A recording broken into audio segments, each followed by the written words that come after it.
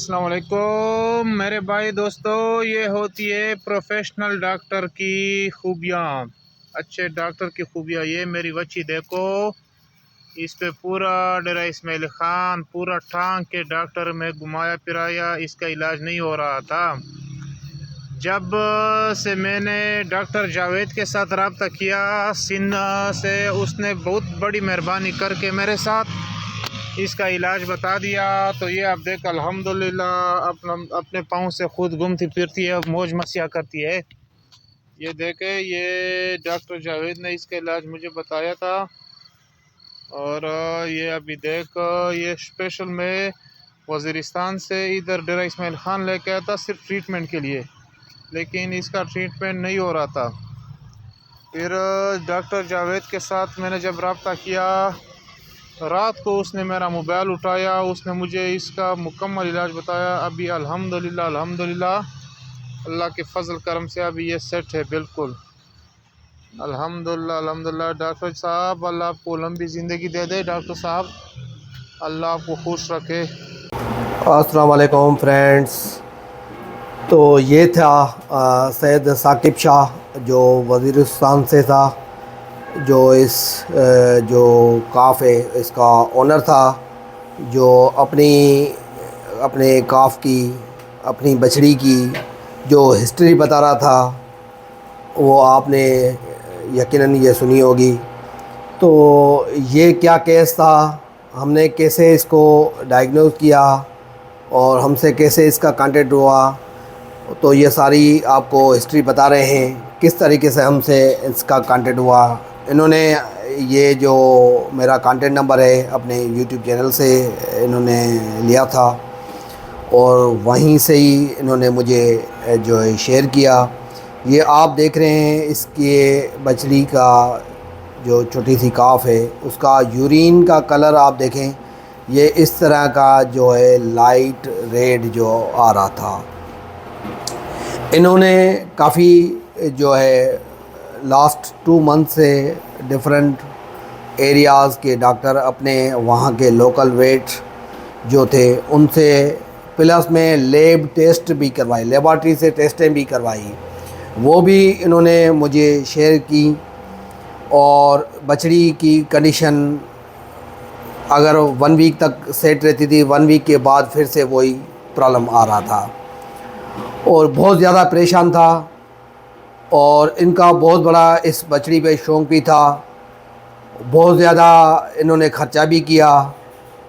और ये सारी चीज़ें जो है करने के बाद जो है इन्होंने हमसे कांटेक्ट किया किसी भी तरह, क्योंकि ये मेरा जो यूट्यूब का सब्सक्राइबर था, यूट्यूब चेक करता था, तो इन्होंने चाहा कि क्यों ना मैं डॉक्टर जावेद से कांटेक्ट करूं।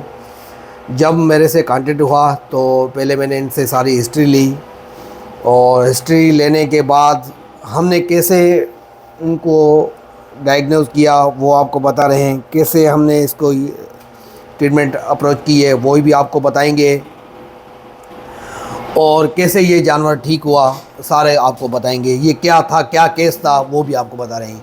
क्योंकि एक्चुअली होता ये है कि जानवर में होना जो है रेड यूरिन जो है, हेमाटोयूरिया है, इसमें काफ़ी इतनी डिज़ीज़ है, तकरीबन 8 से 9 डिज़ीज़ हैं जिसमें जो यूरिन में या यूरिन का जो कलर है वो चेंज होता है।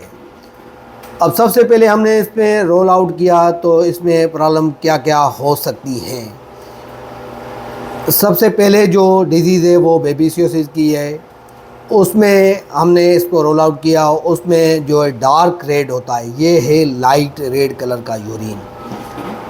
और दूसरी बात ये, उसमें हाई राइज ऑफ टेम्परेचर रहता है और मोस्टली ये गर्मियों की सीज़न में होता है। और ये टिक-बॉर्न डिजीज़ है तो उनमें भी हिस्ट्री इनकी नहीं टेली हो रही थी। उसके बाद जो है ट्रॉपिकल थैलेरोसिस होती है, उसमें भी रेड यूरिन होता है। उसमें भी हमने रोल आउट किया कि इसमें जो मैंडिबुलर जो है लिम्फ ग्लैंड है वो, या आई में एक साइड पे इन्फ्लामेशन होता है या दोनों आई में कीमोसिस होती है, वो भी नहीं था। तो और जो जानवर जो है इसकी हिस्ट्री इस तरह की थी कि ये बार बार जो है हफ्ता 10 दिन ठीक हो जाते, हफ्ते 10 दिन के बाद फिर से दोबारा से इसको ये यूरिन की कंप्लेन आ रही थी। तो बहुत ज़्यादा ये परेशान था। तो हमने देखा कि ये ना बेबीसियोसिस में ना टिपिकल थैलेरोसिस में है। उसके बाद आता है बेसिलरी हेमोग्लोबिन यूरिया, जिसमें भी जो है पॉट वाइन कलर का जो है यूरिन होता है। साथ साथ उसमें जो है स्टूल से भी ब्लड आता है। इस तरह का भी इसमें कंप्लेन नहीं थी। हमने ये भी सस्पेक्ट किया कि हो सकता है बेसिलरी हेमोग्लोबिन, मगर इस तरह के की भी ये इसमें सिम्टम्स शो नहीं हो रहे थे। उसके बाद मोस्टली जो छोटे काफ में लेप्टोस्पायरोसिस होती है उसमें भी जो है हाई राइज ऑफ टेम्परेचर होता है। साथ साथ रेडिश ब्राउन जो है कलर का यूरिन होता है और वो बहुत ज़्यादा सीवियर होती है। वो फेटालिक डिजीज़ होती है जो मोर्टेलिटी ज़्यादा काज करती है और जॉइंटिस उसमें हो जाता है। तो हमने वो भी किया क्योंकि ये भी उसी से टेली नहीं हो रहा था, क्योंकि लेप्टोस्पायरोसिस में अगर होता तो जानवर या तो सर्वाइव करता था या एक्सपायर हो जाता विद इन वीक। तो ये भी जो है केस में ये भी टेली नहीं हो रहा था। हमने इसको भी रोल आउट किया कि ये भी लेप्टोस्पायरोसिस में नहीं था। फिर देखा हमने कि एनाप्लाज्मोसिस में होगा। एनाप्लाज्मोसिस की टेस्ट में जो आया था वो आपको शेयर नहीं कर रहे हैं कि ये अच्छा नहीं लग रहा है। ये वही बछड़ी है, ट्रीटमेंट के बाद आप देख रहे हैं किस तरीके से वो खा रही है, बिल्कुल अपनी नॉर्मल रूटीन में। पता ही नहीं चल रहा है कि ये जानवर को कोई तकलीफ़ थी या नहीं थी। उसके बाद जो है कंटाजियस बोवाइन पाइलोनेफ्राइटिस जो होती है, हमने जो सस्पेक्टेड किया था वो है बोवाइन सिस्टाइटिस का, क्योंकि ये बार बार स्टनिंग कर रही थी। इसके अलावा अगर हम देखेंगे ओनियन टॉक्सिसिटी होती है, वो भी इसमें जो है सिम्टम्स या हिस्ट्री नहीं हो रही थी, मिल रही थी फार्मर के जो है सादिक शाह के हिसाब से। तो हमने इनको वो भी मालूम किया तो ओनियन टॉक्सिसिटी भी नहीं है। तो ये क्या केस था? ये केस था बोवाइन सिस्टाइटिस का।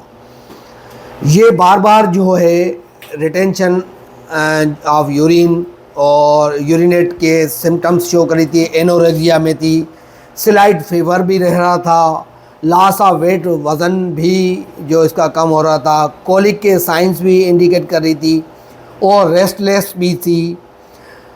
साथ साथ इसकी जो टेल स्विचिंग जो थी वो भी इंडिकेट कर रही थी कि इसको बोवाइन सिस्टाइटिस है। कभी कभी इसमें जो है एनयूरिया भी हो जाता था, पॉलीयूरिया की भी कंप्लेन थी। और साथ साथ जो इसकी जो मेन इंडिकेटर था, वो मेन सिम्टम्स था, वो इंडिकेट कर रही थी, वो हेमाटोयूरिया का कर रही थी। अब बात ये है कि इन्होंने जो मेडिकेशन जो यूज़ की वो हमने उसका भी सारा रिकॉर्ड हमारे पास मौजूद था। सारी मेडिकेशन जो है वो प्रोटोजोन डिजीज़ की दी गई थी। एक्चुअली इसमें प्रोटोजोन प्रॉब्लम या प्रोटोजोन या ब्लड प्रोटोजोआ का कोई भी इन्फेक्शन मुझे हिस्ट्री के मुताबिक नज़र नहीं आया।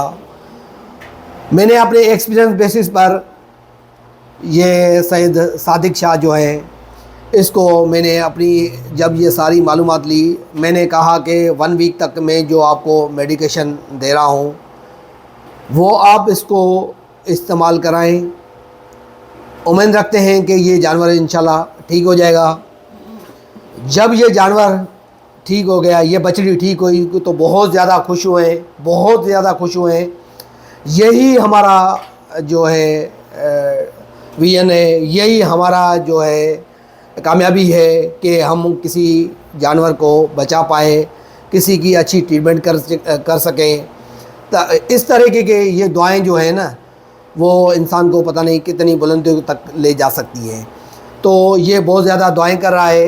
अब हम उसकी बताते हैं हमने इसकी क्या मेडिकेशन या क्या ट्रीटमेंट की है, वो आपको इसका प्रोटोकॉल बताते हैं। हमने इसके लिए जो है नोविडेट साइप्रोफ्लॉक्सिन 500 mg वाली जो टेबलेट थी, वो 2 टेबलेट सुबह और 2 शाम को हमने इसको 1 वीक तक इसको दिलवाई। साथ साथ सिस्टोन सिरप आती है हिमालय की, वो आधी बोतल जो है पर डे के हिसाब से हमने इसको 1 वीक तक सिस्टोन हमने दिलवाई। उसके साथ जो है हमने इसको जो है क्रेन मैक्स जो साशी आती है, जो कैलकुलाई के लिए आती है, सिस्टोन भी कैलकुलाई के लिए आती है, और ये जो है डायूरेटिक्स भी हैं, और ये सिस्टाइटिस को ख़त्म करती हैं, यूरिथ्रा की इन्फ्लामेशन को ख़त्म करती हैं, और यूरिन का फ़्लो जो बढ़ाती हैं, और अगर नेफ्राइटिस होता है तो उसी में भी ये काम करती हैं। तो ये हमने सस्पेक्टेड करके हमने इसकी मेडिकेशन की, और उस मेडिकेशन के 1 वीक के बाद की ये वीडियो है। और ये जानवर देख रहे हैं जो पहले रेस्टलेस था, ना कोई चुगाली के रिगर्गिटेशन भी कर रहा था, और बहुत ज़्यादा अपने आप को जो है रेस्टलेस फील कर रहा था, और जो जानवर वेट लॉस में भी था, वज़न भी अपने आप का गिरा रहा था। तो ये सारी चीज़ें देखें, ये जानवर जब इसकी ट्रीटमेंट हो गई है, ये बछड़ी अपने आप को कंफर्ट में फील कर रही है। आप देख रहे हैं काफ़ी जो है अपने आप को इजी महसूस कर रही है।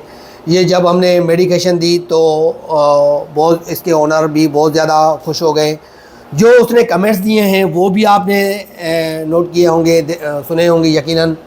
तो कितनी दुआएं दे रहा है, और यही होता है किसी फार्मर का दिल जीतना, यही होता है किसी बछड़े किसी जानवर की अगर आप खिदमत करेंगे तो ये बेज़ुबान जो है आपको दुआएं देता है, और फार्मर्स कुछ भी नहीं दे सकता है और ये दुआएं दे सकता है। और जो है अगर उसका जानवर बच जाता है तो वो खुशियों से भरकर दुआएं देता है।